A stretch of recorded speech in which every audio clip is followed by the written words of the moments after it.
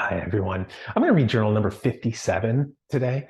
And I wrote it outside. I was sitting in my backyard at the time. And as soon as I had finished, I closed the screen and sort of slouched back in the chair and just looked out at what was in front of me. And what was in front of me was my pull-up bar. But underneath the pull-up bar were ants fighting. There's little ants fighting. And like, okay, for the sake of clarity, obviously I do not mean like aunts and uncles, like it was a family reunion or something. But the little, crumb carrying critters, like those were, I mean, they were just going at it. And like if this were Magic the Gathering, the creature type would be Myr, MYR, which is short for myrmecology, like the study of ants. And I'm not that, or I'm not a myrmecologist. So I have no expertise anything to do with ants and ant behavior or like even like novices about that subject. But my uneducated assumption of why ants fight in this way, because there was no like there wasn't like a crumb they were quarreling over or something like that. But my understanding is that it's something like tribal affiliation and like a gang warfare, because like the two gangs or tribes or whatever are populated by the same creatures. They have the same biology, they have the same needs and the same general circumstances. It's like the same everything. But you're that faction and I'm this faction, and so it is our like species duty to fight. And the reason I thought it profound and like watched and didn't intervene, didn't referee it, was that I would like to think that people are better, that you and me and everyone else and whatever. I would like to think that people are more cooperative and people have a desire to get along. I don't see that when I get on the internet. That I see the opposite of that. I see people who are, I mean, like just salivatingly eager to wage war on like anybody who has the tiniest difference of political perspective. And so I think we're as primal as the ants are, and inclined to fight, and we're as aggressive as they are, and we need to judge people. We need to like place people into clubs and groups and factions and political orientations and religions. We need little descriptions to kind of box people in. And that made me wonder, thinking about that, made me almost worry about how people interpreted my last journal. If you read it or if you listened to me narrate it, if people were under the sort of, misimpression of that I was like woke campaigning in that one, and that wasn't my intention.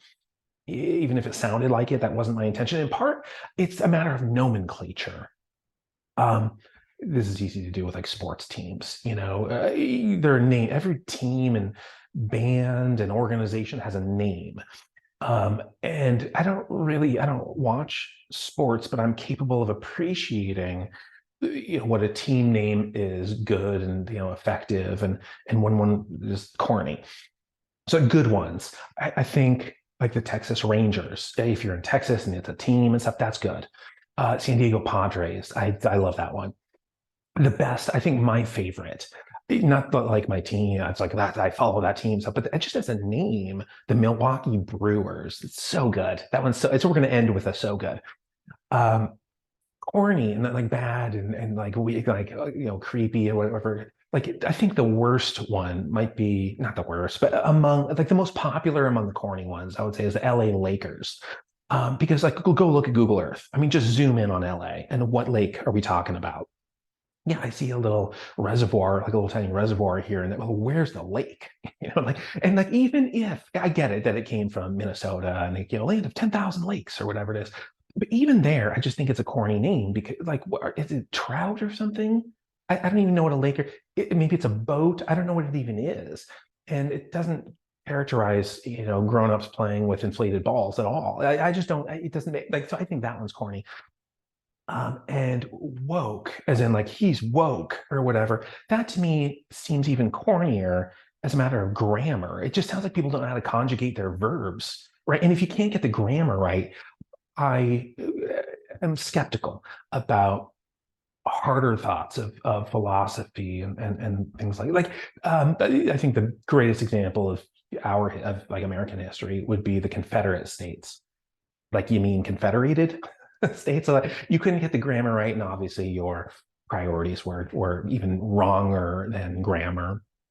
But that's just a puny. That's a non-point. That's just me being, pedantic. The important part here, what's actually meaningful and what matters, is identities in general. These I'm averse to. I'm averse to identity. Like, human, I think, is important. I'm human, and lots of other people are human if they're not just becoming AI in all of their correspondence. Then there's maybe a hybrid of some kind. But my goal in the last at least months, if not it's for a while now, is just like to identify as a human, so that people don't think what I'm doing is just like robotics. Like, this is just AI. This is ChatGPT. It's whatever comes next. I think it's increasingly important to be human, and having that human identity maybe comes with that. And other than that, identities, like your contribution to society, I think that matters. That's important. Whether that's an identity, I don't know, but to identify with how we, support a family, or how we make our communities better by our presence, by our toil. What do we do? What are our verbs? What's our? How do we like toil to make the world a better place? A sentence there maybe is worthwhile for identity. Any other kind of identity and sort of club affiliation, and that's really, it just feels like something to defend and offend, something to that people attack. It's like flashing gang signs at each other. It doesn't lead to world peace.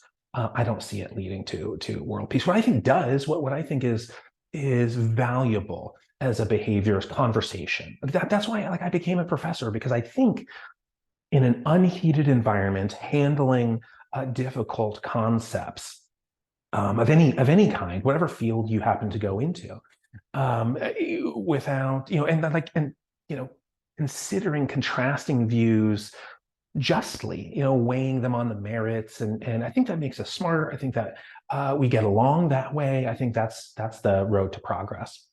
And the best, I don't know, mascot, but like role model, I guess, for this would be Mr. Rogers, for this sort of world.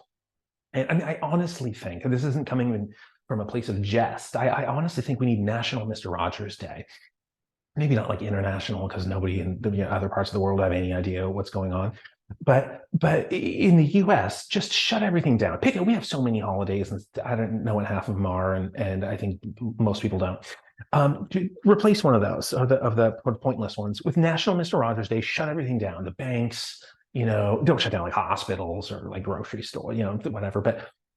But all of the unnecessary businesses, just shut them down for one day.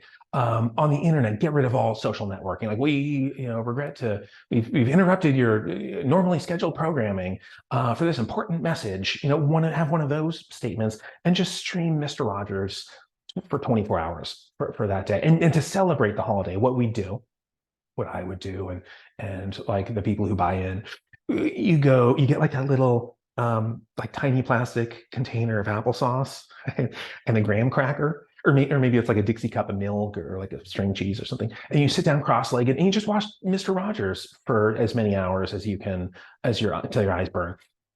And I think everybody who participates would come away from that celebration, that experience, that exercise, with an appreciation that Mr. Rogers was at least 5 decades ahead of his time. And I mean, like, Abe Lincoln wasn't 5 decades ahead of it, but like, watch Mr. Rogers in the 60s and the 70s, in the 80s. And we see this person who, what he's saying then, we haven't even gotten to that today. Like, we're not even there yet. So I think it's important that we recognize Mr. Rogers, and somewhere deep inside of like the original scripture of wokeness or whatever, is like a Mr. Rogers like message. I mean, they share a lot of geography, but the thing is, like, Mr. Rogers doesn't, like, think of the behavior is different. Mr. Rogers isn't the actual verbs, not the underlying ideology, but the verbs. he's not yelling and name calling, and there's no aggression, there's no violence, there's none of that. I mean, find me a Mr. Rogers episode that has a title that's filled with spite and antagonistic language, like for the algorithm, which is just like that's the new form of like clickbait. So again, there's in Mr. Rogers's message, it shares this geography with the woke culture, which is that empathy. Empathy is key, and we need to expand the boundaries of empathy if we're going to house all people. Oh, I super agree with that.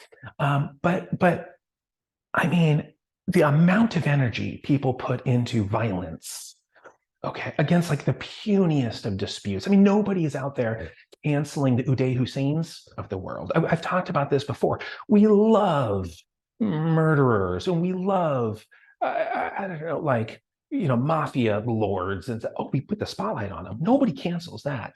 Um, it's the smaller kind of like the smaller the infraction, the more explosive our reaction, and we're just pouring ourselves into human destruction.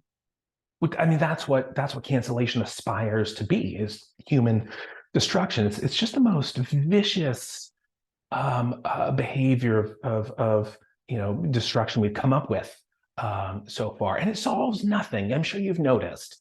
This isn't new for me to say. It doesn't solve. It doesn't get us anywhere. There's no resolution. So I don't think people are looking at the actual resolutions. I think what people are doing is just nurturing this desire for viciousness, this need as an outlet for viciousness. I mean, there's lots of better ways to accomplish things. So what this is just this sort of sad ant war that we're doing. I think once we're old enough to control language, we should be mature enough to engage each other civilly. So what I'm not doing is picking sides. I'm not like endorsing anyone on the battlefield. Now, I think there's a lot of contemplative, calm, rational people out there, but on the front lines of the battlefield, it just seems to be they're there for the sake of the fight, both woke folks and like opponents of the awoken. So I'm not like, from my perspective, from the outside, I'm like very outside perimeter of the battle, looking in. I'm not saying I'm right here. I'm just saying this is my perception. This is my view. It really looks like digital crusading against non-believers of people's ideology. I mean, that's really what it looks like with the violence to the maximum extent of the law enacting violence. I just think hitting and kicking and biting and yelling and name calling and belittling and like shooting and stabbing and canceling, all of these behaviors are myrmecological, no matter what ideology they're representing. And I think we can do better. I don't think the ants can. I mean, that's unfortunate for the ants. I don't think they have. Maybe they have the same governance. Like that's just as good as ours. But the moral processing and the capacity for compassion. So I don't think the ants have it to come together as sort of one cooperative culture. But humans do have that ability, and we just need to go about it a different way. So that I'm trying to like explain the context of what I've been talking about in the last one, and a little bit of what I'm talking about in this one, which I will read now. And it doesn't really have too much to do with my introduction there. But okay, so number 57, Tuesday, June 6th, 2023, writer-reader relationship, part 2, beef sticks. Hi, everyone. In Journal 56, I discussed the cruelty of harassing the ailing for clicks, likes, and shares. And I discussed Mr. Rogers. Today, let's talk about owls, roosters, and beef sticks, and Mr. Rogers. Before I was born, an old southerner in a rocking chair begins, my old gran put some porcelain owls on the living room shelf. Ah, a story as old as time. My grandma did that too. At some point in the 70s, she put a pair of decorative owls on the mantle over her fireplace. It's the kind of decoration people really notice, not for any aesthetic reason. Rather, it provides an answer to this historically difficult question. What are we going to get for Granny? For at least 2 decades, I know how much you love owls, was squealed in her direction every time she began to tear wrapping paper.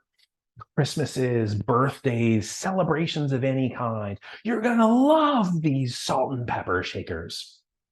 Or maybe it's bookends, or breakfast bowls, or a doormat, or clock, or lamp, or throw pillow, or mug, or soap dispenser, or cookie jar, or ladle, or snow globe. Then one day, when no one was looking, she donated her collection to the dump. And on her empty mantle, she placed a pair of porcelain roosters.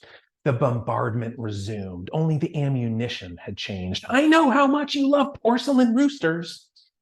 I just said that. I know how much you love roosters. At the time, I thought my grandma was at the center of this phenomenon. And then my dad offhandedly said, Hickory Farms sure makes a mean summer sausage. I know how much you love beefsteak, he heard 1,000 times in the years that followed. That's when I learned it was us, the givers, who are afflicted with a pathological lack of subtlety. I'm guilty too, but I've improved over the years. I've also become cagier in how I present my interests to the world because the consequences aren't always as benign as excesses of clutter and cholesterol. Upon discovering that someone has a health problem, for instance, the information is often handled as indelicately as cured meat, as though it presents a permanent solution to the what are we going to talk about dilemma in every single conversation, beginning today and ending with the eulogy. For public figures, writers, for example, the masses cast subtlety aside and bludgeon their heroes with sympathy in every comment box on the internet. Terabytes of well wishes accumulate, all vying for attention.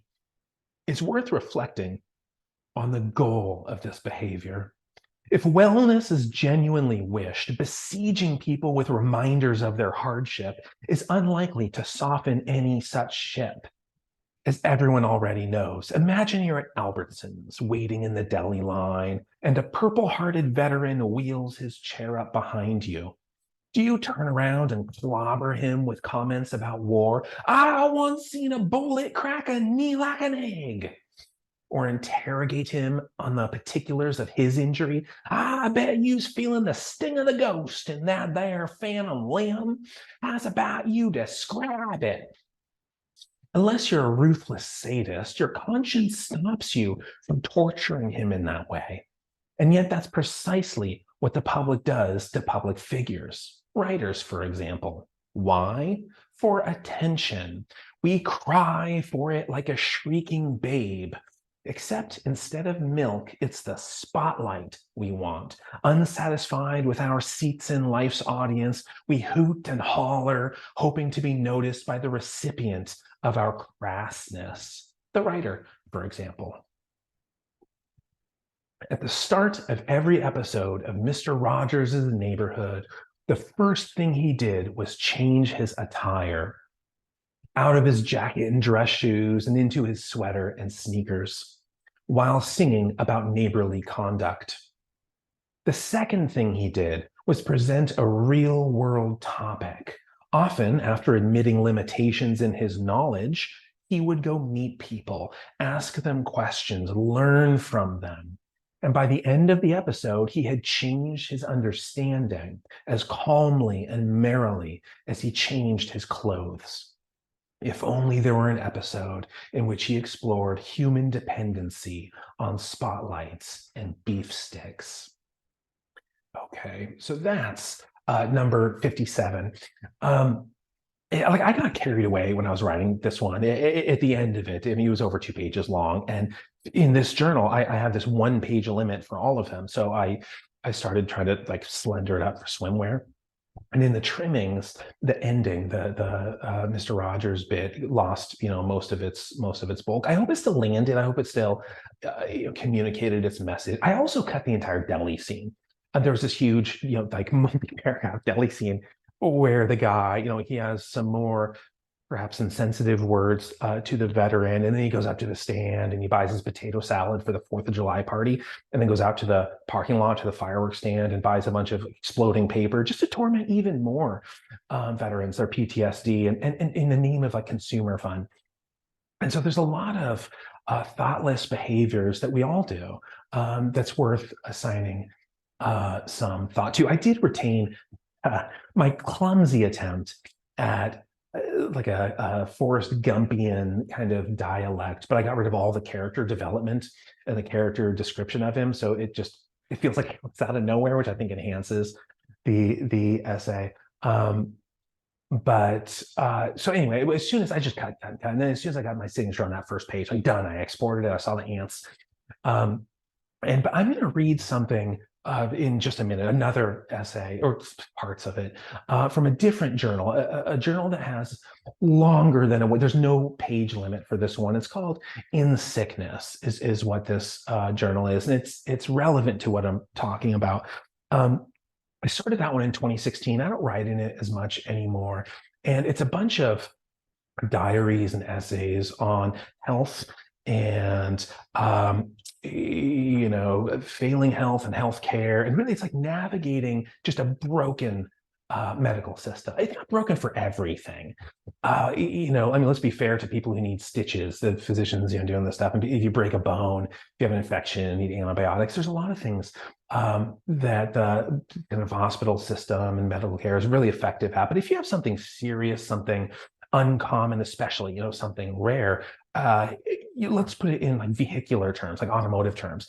If this were a car, I mean, it has totaled the medical system. The car is so banged up that like you can't even get it into a junkyard.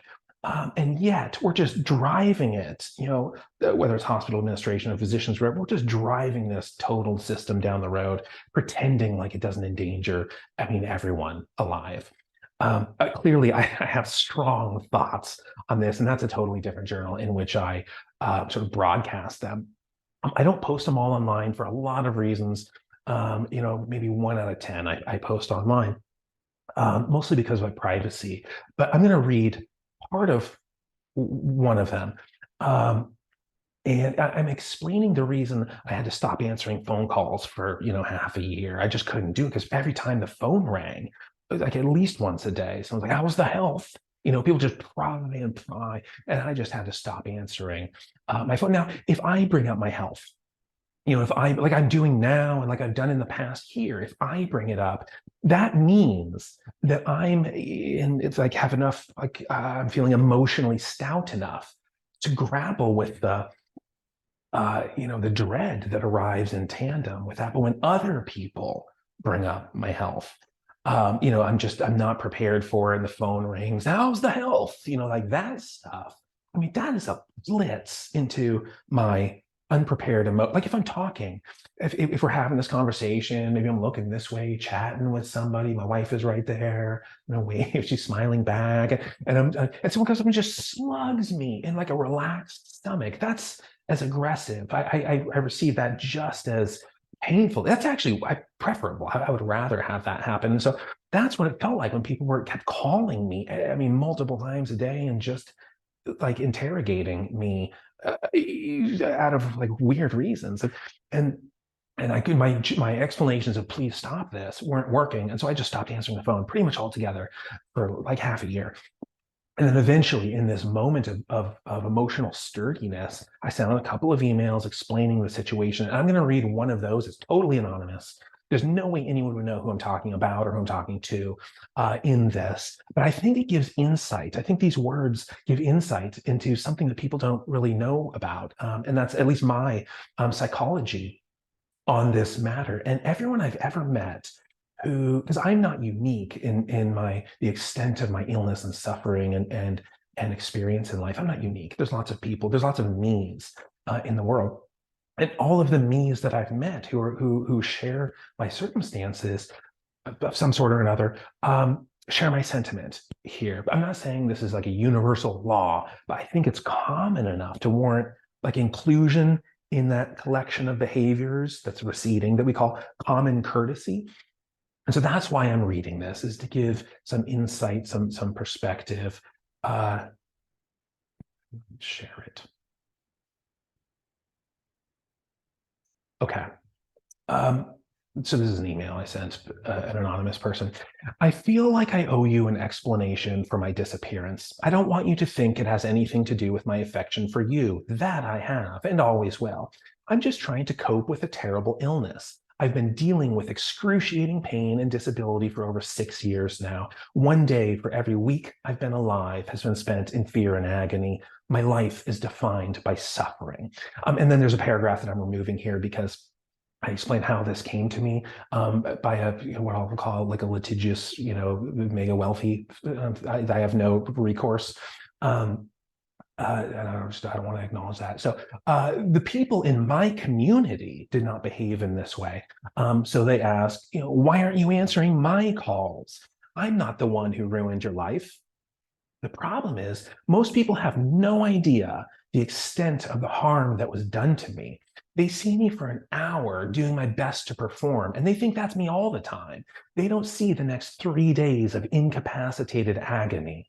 And then there's another paragraph that I've removed because it's a little bit too personal. It describes the extent of my sort of suffering and damage. I spent every second of my life in pain, unable to find a moment's respite, not 1 second of comfort in over 6 years. People don't understand how traumatic this experience has been. Almost every time I answer the phone, I am bludgeoned with questions about my health every day for 6 years. Very few people seem to understand how deeply hurtful it is to do that to me. And my pleas that they stop are never honored.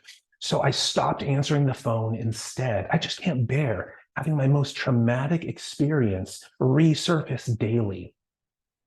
I think people understand when someone comes back from war with a missing leg that it's inhumane to ask the soldier to recount that tale of bullets piercing his bones several times a day for years, or a victim of sexual violence to be expected to regale an audience with the same tale of personal horror every time the phone rings, several times a day for years. But that's what's happening to me. If I answer the phone, there's a 99% chance someone is going to scratch and pry at deep trauma. I know for many of them, the intention is not harm. They just have no idea how devastating their behavior is. And there's another paragraph that I eliminated here. And then I said, my situation is not understood by people in the way that other trauma is. There are no movies about it where we as an audience are given insight into the lifelong suffering of the protagonist. No Netflix series where we come to know the struggles and learn to empathize with something we've never experienced. People just don't know. So I stopped answering the phone. I had to end the daily prying somehow. This seemed to be the only way. But it made everyone think I lost affection for them. I didn't.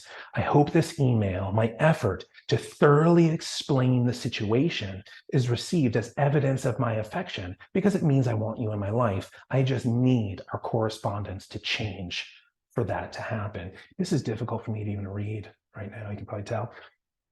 It's difficult to send those things. You understand how hard of a subject this is. But there are people, for me and for lots of people like me, it's difficult to even read something I wrote a while ago. But there are people that I know, people I've met, who are so like instinctively compassionate. I mean, they just channel Mr. Rogers. And there's a text that I sent to somebody that I'm going to read because he's a great example of this. I asked him if I could say his name, and he said yes. It's Jacob Cunha. He's a former student and a current friend. And he just, anybody can be reflectively kind and compassionate. You're sitting at the table in a restaurant and you've already eaten and you're wondering how much to tip, and you're like, well, let's be nice here. Or you're sending like a Father's Day card, or you're going to make a phone call and express, your an apology. So anybody can reflect and be compassionate there, but to be reflexively compassionate is miraculously rare. And there's this, again, just friend slash former student who is really remarkable at this. And so I'm going to just read a message that I sent him. You can see it's a text here, and you can see the date that I sent it. Marie, that's my wife. Marie said, "You asked about my happiness today. What a compassionate question that is. Seriously, that reveals a Dalai Lama level understanding of human emotion. I've had to stop answering my phone altogether because every call is someone prying into my health, having no regard for the effect that has on my well-being. Every time the phone rings, someone insists I go wading through that pool of trauma again. By comparison, you asked about my happiness. You asking that question enhanced it." So that's not an anomaly of his behavior. And there are people like this, right? My brother stays incredibly calm and composed in the most heated of environments. And I think working toward this, I mean, these are role models, right? Working toward this is so important to heal the nation. And so, we can't have Mr. Rogers here, but we have other people to emulate. So I'll end there. That's, part 2 of 2 of my public service announcement. And all I have left is my departing wish for the day. And so I hope we can put our ant rivalries aside forever and ever. And we can take the boundaries of Mr. Rogers' neighborhood and work toward expanding them until they just circle the globe. That's my hope. And bye, everyone, for today.